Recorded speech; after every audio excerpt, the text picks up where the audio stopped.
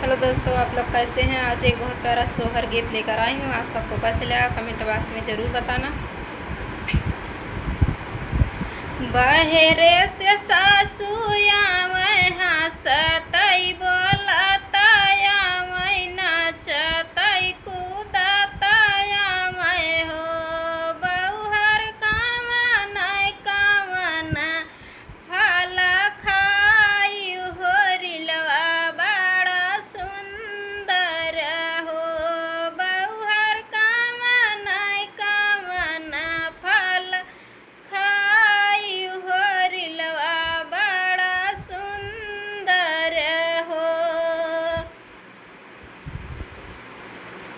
हम माई मिली खाया वावर झपस खाया हो सासू छिली छिली खाया नवा रंगिया हो रिलवा बड़ा सुंदर हो सासू छिली छिली खाया नवा रंगिया हो रिलवा बड़ा सुंदर हो।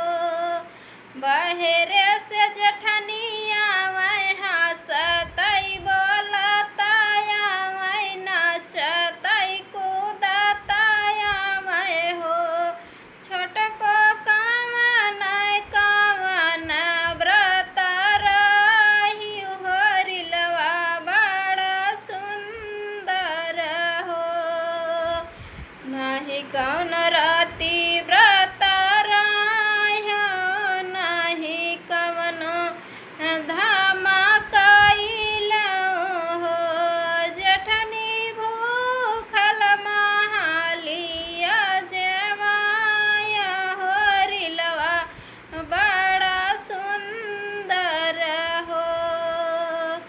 बहरे से ननदिया वै हंसतई बोलतई आवे नचतई कूदतई आवे हो भौजी कावने कावने मृद संग सोई हो रिलवा बड़ा सुंदर हो सोत रहल महा